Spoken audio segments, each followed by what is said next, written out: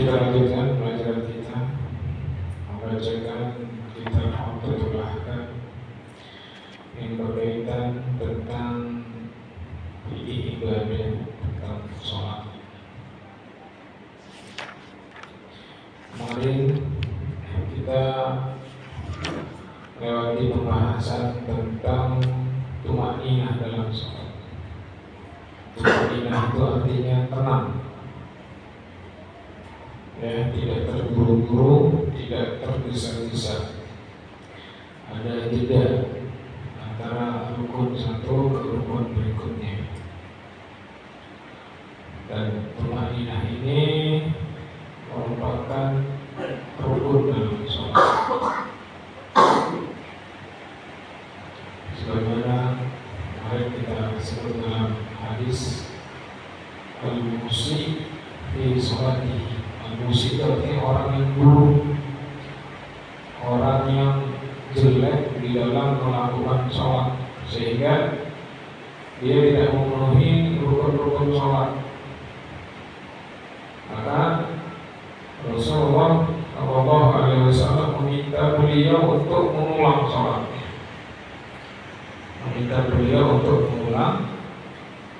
mengulang sholat.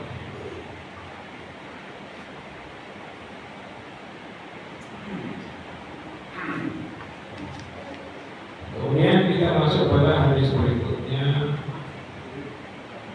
hadis 102 tentang babu al-qiraati fi shalat. Bab bacaan yang dibaca saat sholat.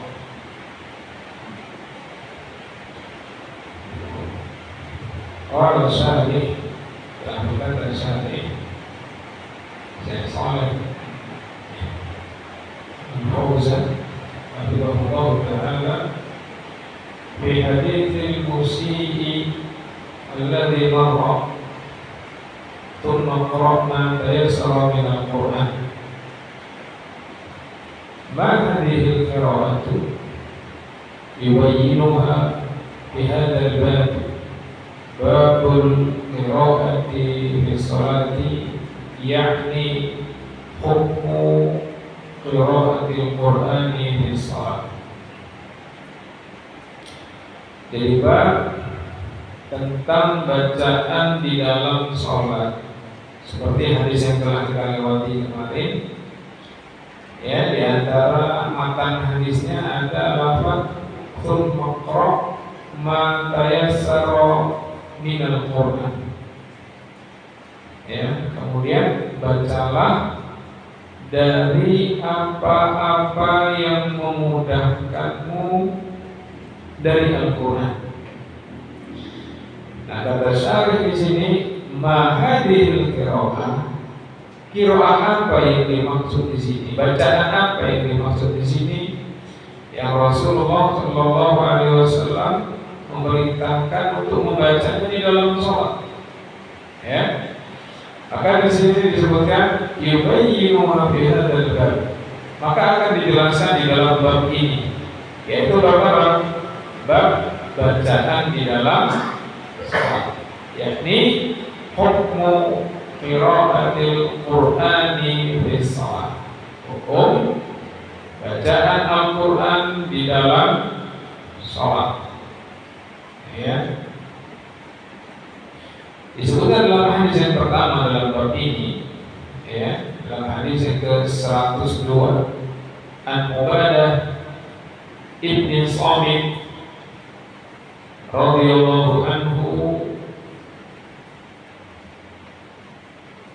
anna Rasulullah sallallahu alaihi wasallam qala la salata liman lam yaqra bi Fatihatil Kitab.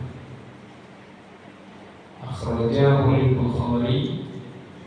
Raqmul hadis 5,736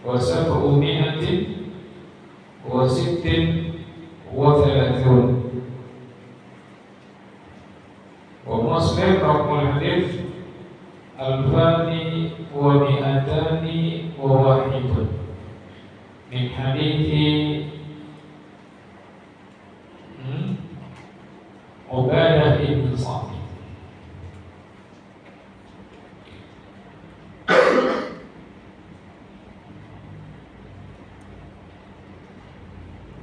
Jadi Rasulullah Shallallahu Alaihi Wasallam bersabda, la salata, tidak ada salat, liman lam yaqra, bagi siapa saja yang tidak membaca Fatihatul Kitab, surat Al-Fatihah. Ya, jadi perintah Rasulullah Shallallahu Alaihi Wasallam pada hadis yang kemarin, ya, hadis al-musi fi sholati, hadis yang orang yang buruk, ya, jelek di dalam melaksanakan sholat, di situ disebutkan apa? Tsumma qra' ma tayassara minal Qur'an. Kemudian bacalah apa-apa yang memudahkanmu dari Al-Qur'an. Itu yang dimaksud di sini adalah Fatihatul Kitab, yaitu surat Al-Fatihah. Kemudian makna la sholata, tidak ada sholat. Para ulama menyebutkan apa? La tasih sholatu, yaitu tidak sah sholat seseorang. Ya. Hada yubayyinu qawlahu sallallahu alaihi wasallam thumma qra' ma tayassara minal Qur'an. Jadi hadis ini, hadis yang kita baca ini, la sholata liman lam yaqra' bi Fatihatil Kitab, tidak sah sholat, ya, bagi siapa saja yang tidak membaca surat Al-Fatihah. Ini menjelaskan dari sabda Rasulullah Sallallahu Alaihi Wasallam yang kemarin, yaitu apa? Tsumma qra' ma tayassara minal Qur'an. Kemudian bacalah dari apa-apa yang memudahkanmu dari Al-Quran. Ya, maksudnya suruh baca Al-Fatihah. Annal maqsuda bidzalika qira'atul Fatihati. Ya, sesungguhnya yang dimaksud dengan apa-apa yang memudahkanmu dari bacaan Al-Quran adalah suratul Fatihah. Hada la budda minhu. Maka membaca Al-Fatihah ini la budda, harus, ya, harus, karena dia apa? Rukun dalam sholat, rukun dalam sholat, syarat sahnya sholat. Wa ma zada 'alaiha fa huwa mustahabun, dan apa-apa yang lebih dari bacaan Al-Fatihah, ya, bacaan surat-surat setelah Al-Fatihah, ya, itu mustahab, sunnah. Tapi Al-Fatihahnya itu sendiri apa? Rukun. Ya. La sholata liman lam yaqra' bi Fatihatil Kitab. Jadi ucapan beliau, kata Syarih di sini, ucapan beliau tidak sah sholat bagi siapa saja yang tidak membaca Fatihatul Kitab. Wa Fatihatul Kitab hiya alhamdulillahirabbil alamin. Dan Fatihatul Kitab adalah surat Al-Fatihah itu alhamdulillahirabbil alamin ila akhiriha, sampai akhirnya. Summiyat Fatihatul Kitab li'annaha iftataha bihal mushaf, kitabatul mushafi, fa awwalu suratin fil mushafi hiya al-Fatihatu tusamma ummul Qur'an li'annaha tasma'u al-ma'ani allati ishtamala 'alaihi al-Qur'anul Karim. Ya, jadi dinamai Fatihatul Kitab. Kenapa? Karena dia yang membuka, ya, dia merupakan surat pembuka di dalam mushaf. Jadi kalau kita buka mushaf, pertama kali surat yang kita dapati di situ apa? Al-Fatihah. Ya. Fa awwalu suratin fil mushaf Al-Fatihah. Dan surat yang pertama yang ada di dalam mushaf Al-Qur'an adalah surat Al-Fatihah. Meskipun apa? Meskipun Al-Fatihah itu turun bukan surat yang pertama. Ya. Surat yang pertama turun apa? Al-Alaq. Iqra' bismi rabbikal ladzi khalaq. Tapi kenapa Al-Alaq tidak diletakkan di awal, ya, tapi Al-Fatihah yang diletakkan di awal? Nah, pengaturan ya, surat ini diletakkan di depan, surat ini diletakkan di tengah, surat ini diletakkan di belakang, ayat ini diletakkan di surat ini, ayat ini diletakkan di surat ini. Itu tauqif. Itu Allah yang mengatur. Ya. Allah yang mengatur. Jadi memang Allah yang merancang. Diletakkan ini di awal surat, letakkan ini di akhir surat. Ya. Sementara akhir surat apa di dalam Al-Quran? An-Nas. An-Nas itu Makkiyah. Ya, Makkiyah itu artinya apa? Turun.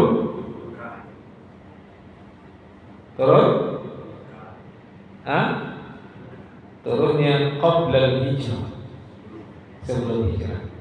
Ya. Meskipun turunnya di Mekah, tapi kalau setelah hijrah dinamakan apa? Madaniyah. Ya. Jadi An-Nas itu disebut Makkiyah, surat Makkiyah itu turunnya sebelum hijrah. Tapi kenapa diletakkan di akhir? Ya karena memang begitulah Allah menginginkannya. Ya, jadi yang menginginkan penyusunan surat itu ya Allah melalui lisan Rasulullah sallallahu alaihi wasallam. Wa tusamma Ummul Quran. Dan surat Al-Fatihah itu disebut dengan induknya Al-Quran. Ya, jadi induknya Al-Quran itu Al-Fatihah. Disebut dengan Ummul Quran. Ya. Kalau induknya hadis apa? Ummul hadis.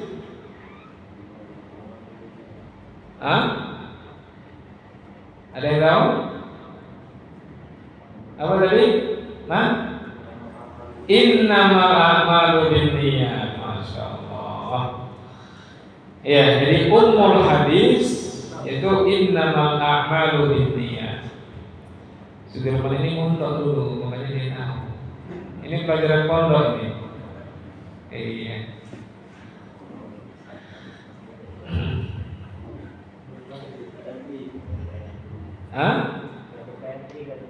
Oh gitu. Nggak selesai. Ya, mondok itu pun nggak ada selesainya. Nggak ada selesainya mondok itu. Jadi suka-suka kita mau yang ngambil paket 1 tahun boleh, 10 tahun boleh. Yang nggak pernah keluar dari pondok pun semuanya boleh jadi santri. Kita pun saat ini santri. Ya, boleh. Jadi kalau ummul Quran itu Al-Fatihah, kalau ummul hadis innamal a'malu binniyat. Jadi kalau kita buka kitab-kitab hadis yang disusun oleh para ulama, hadis yang pertama yang kita dapati itu hadis tadi, innamal a'malu binniyat. Kita disuruh mengontrolnya. Sama dalam kitabnya juga sama, innamal a'malu binniyat. Ya, Arba'in Nawawi innamal a'malu binniyat. Sahih Bukhari innamal a'malu binniyat. Sahih Muslim innamal a'malu binniyat. Ya, dalam buku Riyadhus Shalihin innamal a'malu binniyat. Dalam kitab Bulughul Maram innamal a'malu binniyat. Ya, makanya disebut dengan apa? Ummul hadis, induknya hadis. Nah, kita kembali ke sini. Ummul Quran, li'annaha tajma'ul ma'ani allati ishtamala 'alaiha al-Qur'anul Karim. Kenapa disebut dengan Ummul Quran? Karena di dalam surat Al-Fatihah itu tajma'ul ma'ani, terkumpul makna-makna yang mencakup di dalamnya isi kandungan Al-Quran. Ya, jadi Al-Fatihah itu intisarinya Al-Quran. Al-Fatihah itu ringkasan dari isi kandungan yang ada di dalam Al-Quran. Ya, makanya kalau kita baca Al-Fatihah itu semua ada di situ. Alhamdulillahi Rabbil Alamin. Segala puji bagi Allah, Rabb semesta alam. Di situ menjelaskan tentang apa? Tauhid rububiyah. Ya. Tauhid rububiyah.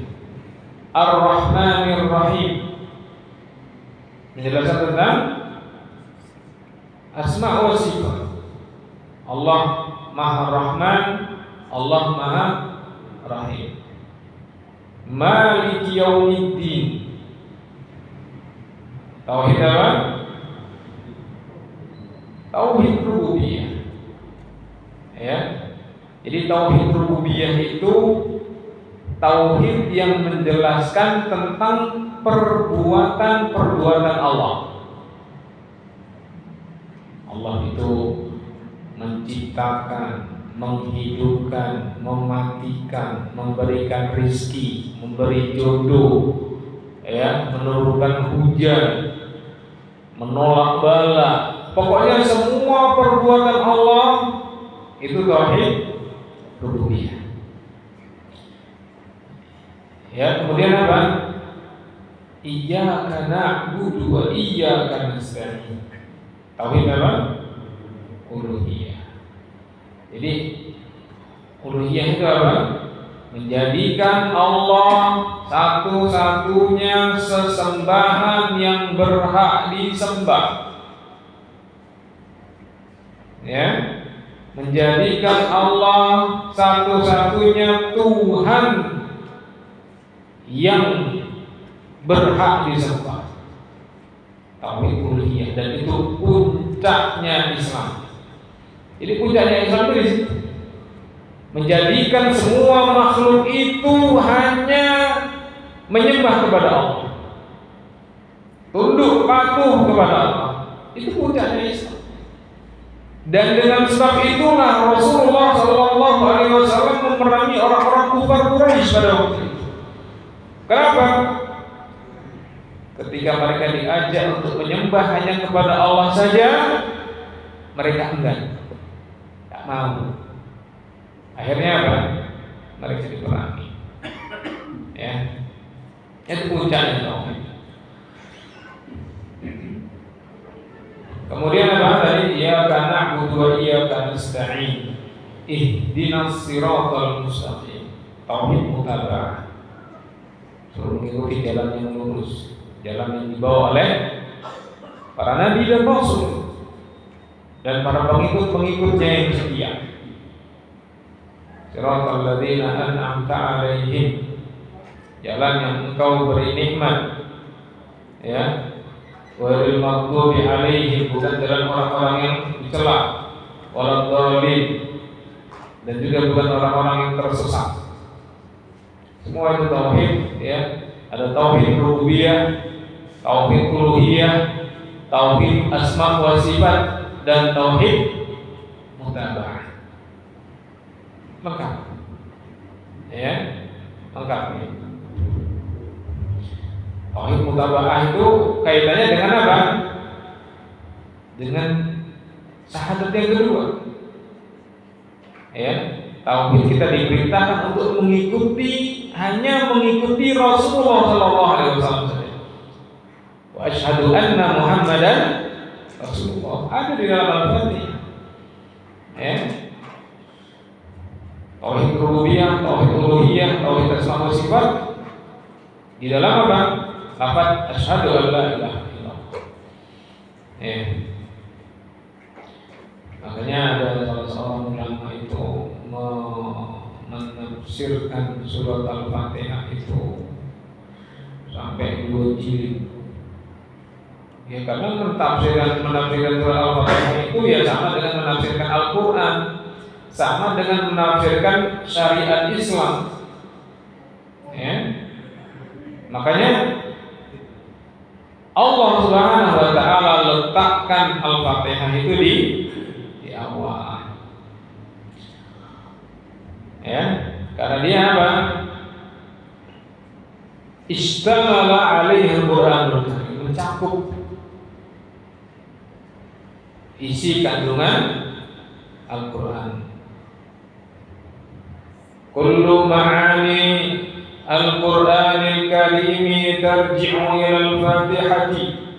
Semua makna yang terkandung di dalam Al-Quran itu semuanya merujuk kepada surat Al-Fatihah. Walidzalika sharat al-umm. Oleh karena itu, dengan sebab ini jadilah Al-Fatihah itu menjadi Apa itu induk, ibu, ummi. Ya. Jadi itu artinya apa? Tempat kembali. Makanya ibu itu bahasa Arabnya Dia tempat kembali. Tempat kembali siapa? Tempat kembali para si anak. Ya. Jadi secara fitrah anak itu kalau ada apa-apa dia larinya ke ibu. Ada anak lari-lari, kemudian jatuh, nangis. Siapa yang dipanggil? Ibunya. Mama katanya. Ya. Gak pernah dipanggil bapak, ini jatuh gak? Bapaknya tuh nih.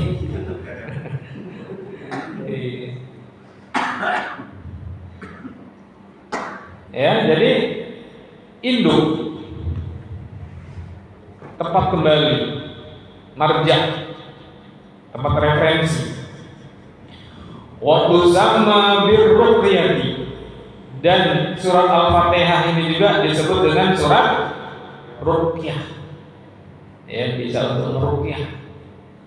Jadi antum tuh ya biasakan kalau antum sakit apa saja, jangan segera beli obat, jangan segera pergi ke petugas medis. Tapi apa? Bacakan Al-Fatihah. Jadikan ini sebagai ruqyah, sebagai obat.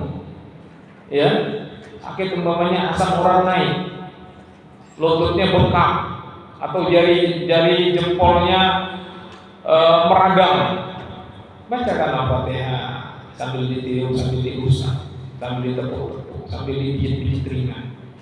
Ya. Diulang sekali, 2 kali, 5 kali, 10 kali, belasan kali, puluhan kali. Ya. Dan itu berpahala. Ya. Dan itu berpahala. Kalau ada anak kita sakit atau cucu kita sakit, panas, gelisah, yang nggak bisa tidur, badannya nggak enak, ya, entah dia sakit apa, kembung, masuk angin, atau dia apa, batuk, pilek, mencret, bacakan Al-Fatihah, diusap di ubun-ubunnya, ditiup, ya, atau bacakan di air, kemudian diminumkan, atau bacakan di minyak kayu putih, kemudian dioles di badannya, ya. Nah, itu yang dilakukan oleh para pendahulu kita yang soleh. Jadi mereka tidak langsung apa, buru-buru ke tabib, tapi langsung menunjukkan apa ini? Menunjukkan tawakal kepada Allah Subhanahu wa taala.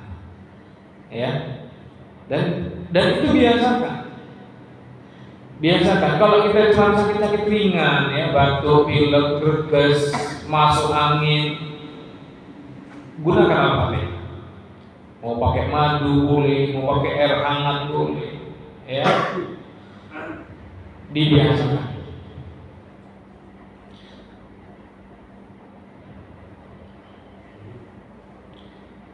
Kemudian apa tadi?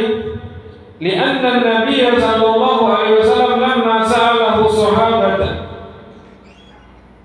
ya, alladhi qara'u alaihi al-Fatihah wa qama wa ka'annahu nashata min iqal wa qala wa ma adraka annaha ruqyah fa hiya ruqyah wa tusamma kafiyah. Ya, jadi tatkala Rasulullah sallallahu alaihi wasallam bertanya kepada salah seorang sahabatnya, ya, ketika menjadikan atau menggunakan surat Al-Fatihah itu untuk meruqyah. Karena ada salah seorang yang sakit, ya, dari kepala kampung, ya, ketika salah seorang kepala kampung itu sakit, ya, kemudian ada salah seorang keluarganya melihat rombongan kaum muslimin. Kemudian keluarga kepala kampung tadi mendatangi rombongan kaum muslimin, para sahabat-sahabat Nabi di situ, dan meminta tolong untuk mengobati, ya, mengobati, meminta diruqyah. Kemudian salah seorang sahabat yang bernama Abu Sa'id Al-Khudri datang menemui kepala kampung yang sakit, kemudian membacakan surat Al-Fatihah, dan Allah takdirkan sembuh, ya, Allah takdirkan sembuh. Kemudian dihadiahi kambing atau daging kambing, ya, sebagai upah. Kemudian diadukan kepada Rasulullah tentang upah dari hasil ruqyah ini tadi, ya. Kemudian kata Nabi SAW, apa? Sebaik-baik upah yang kalian ambil adalah dari Al-Quran. Khairul istajarta Al-Quran, ya. Jadi boleh orang itu ngajar ngaji minta upah, boleh nggak? Boleh, itu sebaik-baik upah, ya. Jadi antum itu jangan alergi, masa ustaz ngajar Al-Quran minta upah. Ya, ustaz kan butuh ada kebutuhan juga, ya, apalagi kalau ustaznya dipanggil kan, dia berarti butuh beli bensin, ya, butuh ganti oli, butuh ganti ban, ya. Wajar kalau dia minta. Bahkan itu sebaik-baik upah yang kalian ambil adalah Al-Quran, ya. Bahkan kata Nabi, mana dagingnya? Saya juga minta. Nabi juga minta dagingnya, ya. Karena Ustaz pernah buka kelas Al-Fatihah online dan berbayar. Karena pernah buka gratis. Yang belajar ya gitu, namanya gratis kan. Kadang masuk, kadang enggak, kadang masuk, kadang enggak. Akhirnya dibuka yang berbayar, malah tertib, ya, tertib. Jadi rutin, kontinu. Al-Fatihah dicek satu persatu. Ya, ketika sudah lulus masuk ke surat pendek. Ya, sebenarnya belajar tahsin itu bagusnya talaqi, bertemu duduk seperti yang dilakukan Ustaz Putra di Baitur Rahman ini. Jadi duduk menghadap guru, ya. Jadi murid itu melihat bagaimana guru itu melafalkan, buka mulutnya itu bentuknya seperti apa, itu dilihat. Ya, itu yang bagus, yang afdal. Tapi kan kadang orang itu Ya ada aja alasannya, nggak sempat lah, yang sibuk lah, yang inilah, yang itu. Ya, dibuka kelas online dan berbayar, malah tertib. Ya, tertib setoran, kemudian nanti ngelanjut lagi. Walaupun ada yang komen, masa Ustaz buka kelas Al-Fatihah bayar. Ya, boleh itu. Ya, boleh.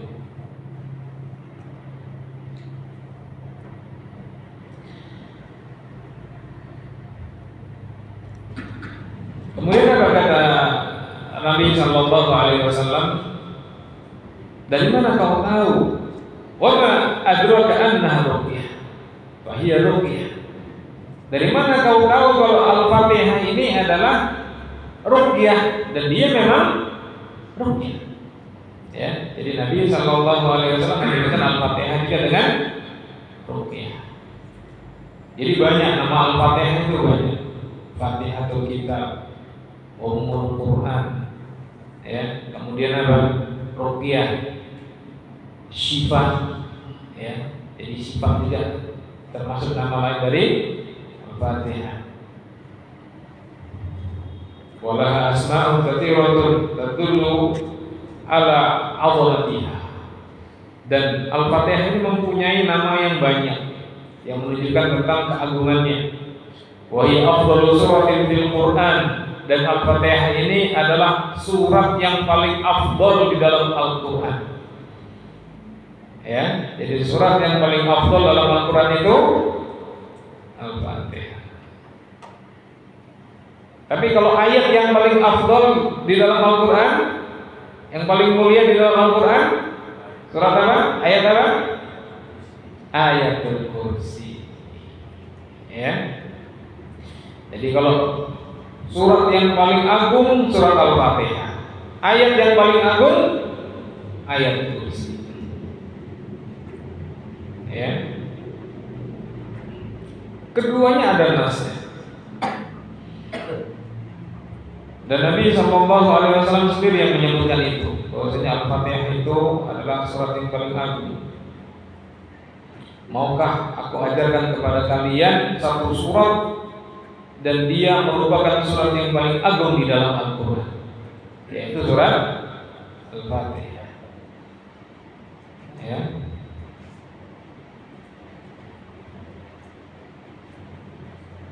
A'allimukum suratan hiya a'zamu suratin fil Quran. Maukah aku ajarkan kepada kalian satu surat yang dia merupakan surat yang paling agung dalam Al-Quran? Kemudian juga disebut dengan apa? Sab'ul Masani. Sab'ul Masani itu artinya 7 ayat yang diulang-ulang. Jadi Al-Fatihah itu ada 7 ayat. Nanti para ulama berselisih. Nanti kita bahas pada pertemuan berikutnya tentang Bismillahirrahmanirrahim itu apakah bagian dari surat Al-Fatihah atau bukan? Ya. Tapi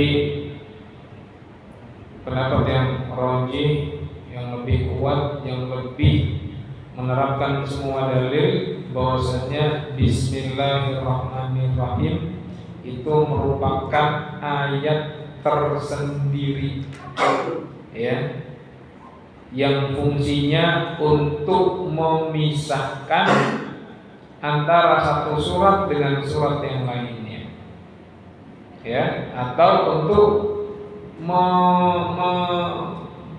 membedakan dia masuk awal surat, ya, kecuali dalam surat An-Naml. Itu nanti kita bahas pada pertemuan berikutnya.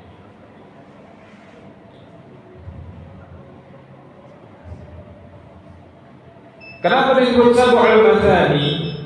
7 ayat yang diulang-ulang, karena memang dia diulang-ulang. Kita memulangnya membaca Al-Fatihah minimal sehari semalam berapa kali?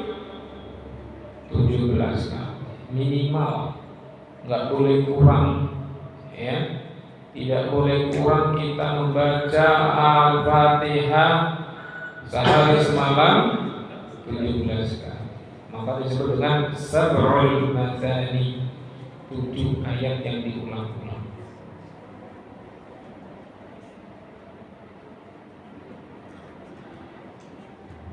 Kemudian sabda Nabi sallallahu alaihi wasallam, la salata liman lam yaqra bi Fatihatil Kitab. Tidak sah salat bagi siapa yang tidak membaca Fatihatul Kitab. Maka kata beliau di sini apa? Dalla ala annaha ruknun. Ya, ini menunjukkan bahwasanya Al-Fatihah itu merupakan rukun. Ya, merupakan rukun. Kalau tidak ada berarti tidak sah. Namanya rukun itu kalau dia nggak ada tidak sah. Sama seperti wudu. Ya, kalau dia nggak wudu ya nggak sah.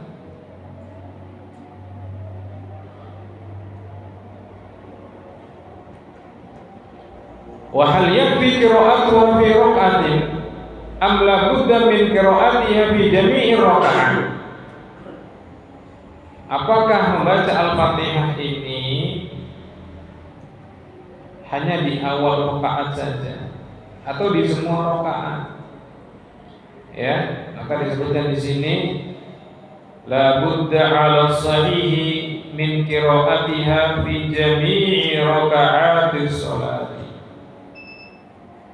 Ya, maka harus dibaca surat Al-Fatihah ini di semua rakaat. Rakaat pertama, rakaat kedua, rakaat ketiga, rakaat keempat. Ya.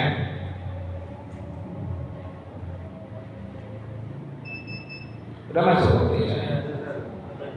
Hah? Azan. Oke, azan dulu ya. Baik, kita azan dulu. Kita lanjutkan, ada satu yang tersisa tentang permasalahan surat Al-Fatihah. Tentang membaca surat Al-Fatihah ini, para ulama sepakat dia rukun bagi imam dan munfarid. Para ulama sepakat. Jadi imam dan munfarid atau sholat sendirian, maka dia wajib membaca Al-Fatihah ketika sholat. Adapun ketika dia makmum, ya, makmum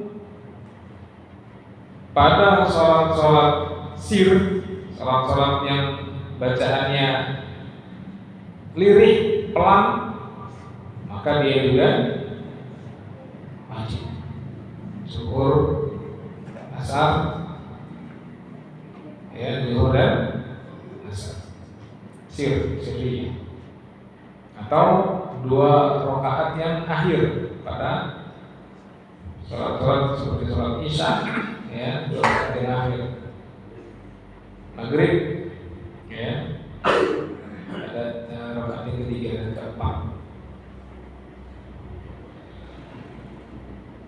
Adapun di sholat jahriyah, ketika dia menjadi makmum, maka di sini ada khilaf di kalangan para ulama. Sebagian mereka mewajibkan membaca meskipun dia makmum, ya, dan terdengar jelas. Tapi yang dirujukkan oleh syarih di sini oleh Syekh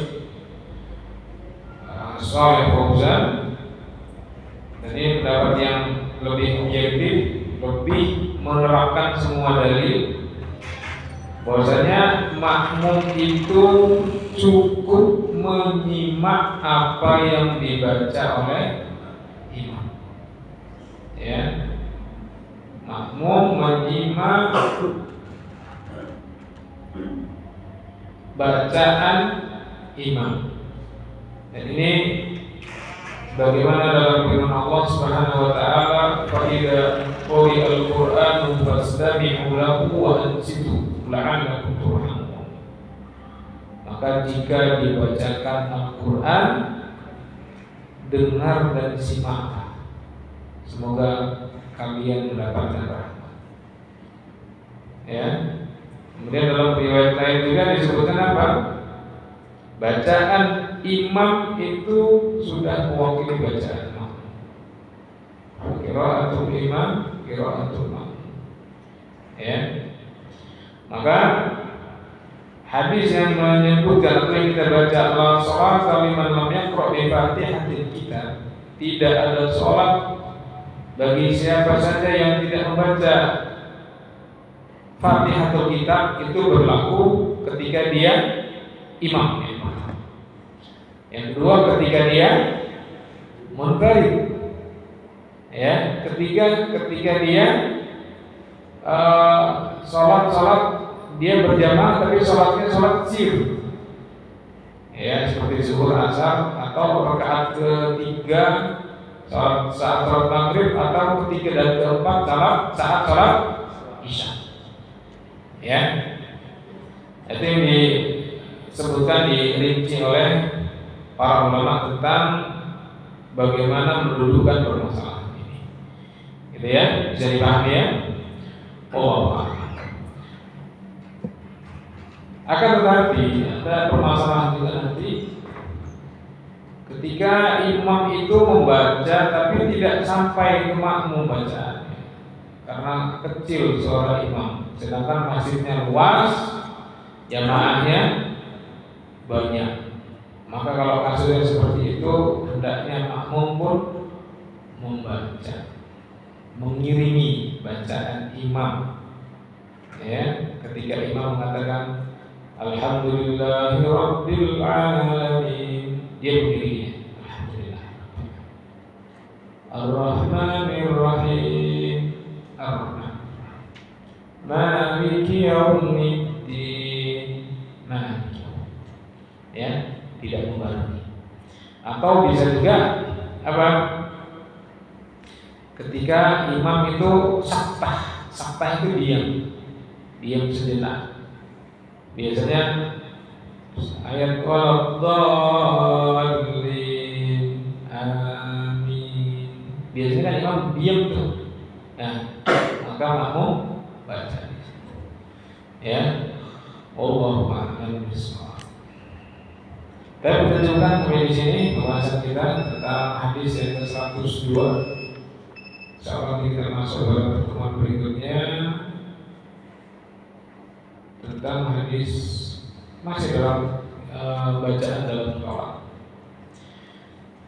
Sebelum ditutup, kalau ada yang mau bertanya silakan. Ya, maaf. Atau sudah cukup? Ya, silakan. Bagaimana kalau sholat seperti sholat sunnah, sholat tarawih, itu apa harus baca Al-Fatihah itu enggak? Bagaimana kalau itu sholat sunnah, sholat tarawih, kita sebagai makmum, ya, maka itu berlaku. Ya, kita mendengarkan bacaan imam. Ya, kalau bacaan imamnya berantakan gimana, Ustaz? Kadang kan di kampung-kampung itu patokan jadi imam itu kan modalnya modal umur, ya, yang tua. Ada yang udah giginya sudah tidak sempurna lagi, sehingga mengakibatkan suaranya itu sudah beda. Maka kalau kita meyakini yang kita ketahui bacaan imam itu tidak sempurna, ya, kita tetap sholat di belakang mereka dan kita membaca Al-Fatihah. Ya, kita membaca Al-Fatihah mengiringi bacaan imam. Ya, tetap sholat bersama dengan kaum muslimin, meskipun imamnya itu menurut ilmu yang kita ketahui bacaannya banyak kekurangan. Ya, tidak apa-apa. Karena karena kita susah di kampung-kampung, terutama kalau kita tinggal di dalamnya, di kampung-kampung itu nyari imam yang layak itu susah. Ya, makanya kalau antum merasa bacaan antum itu lebih baik dari dia, boleh antum menawarkan diri untuk jadi imam, ya, tapi dengan cara yang baik, dengan cara yang santun, ya, dengan cara yang tidak menyinggung, ya.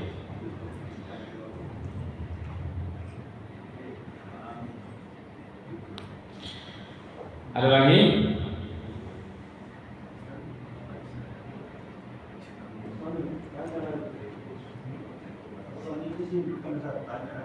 Masalahnya. Masalahnya nyumputnya apa? Nanya kawan? Udah cukup ya. Tapi kalau sudah kita akhiri dengan doa kafaratul majlis. Subhanakallahumma wa bihamdika asyhadu an la ilaha illa anta astaghfiruka wa atubu ilaik. Tafadhalu.